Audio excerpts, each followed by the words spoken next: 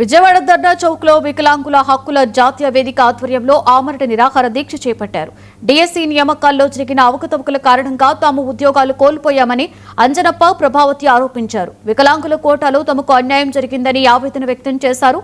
ప్రభుత్వం స్పందించి తమకు న్యాయం చేయాలని వికలాంగుల సంఘం నాయకులు డిమాండ్ చేశారు.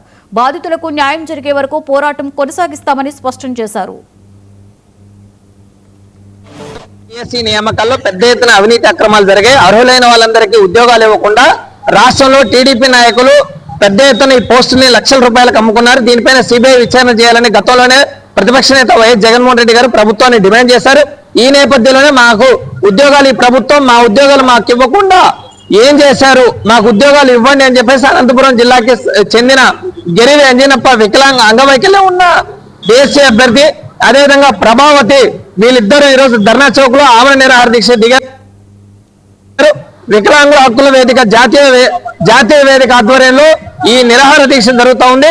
ప్రభుత్వం ఇకనైనా అంజనప్పకి, ప్రభావతికి తక్షణమే డిఎస్సిలో ఉద్యోగం ఇవ్వాలని చెప్పేసి మేము డిమాండ్ చేస్తా ఉన్నాం. ఇప్పటికే ప్రభుత్వం 16,347 పోస్టుల్ని మేము మెగా డిఎస్సి ద్వారా భర్తీ చేశామని పెద్ద ఎత్తున గొప్పలు చెప్పుకుంటా ఉన్నారు. డిఎస్సి పరీక్షల్ని ఎక్కడా పారదర్శకంగా నిర్వహించలేదు. అందుకే మీరు పారదర్శకంగా నిర్వహించామని పదే పదే చెప్తా ఉన్నారు.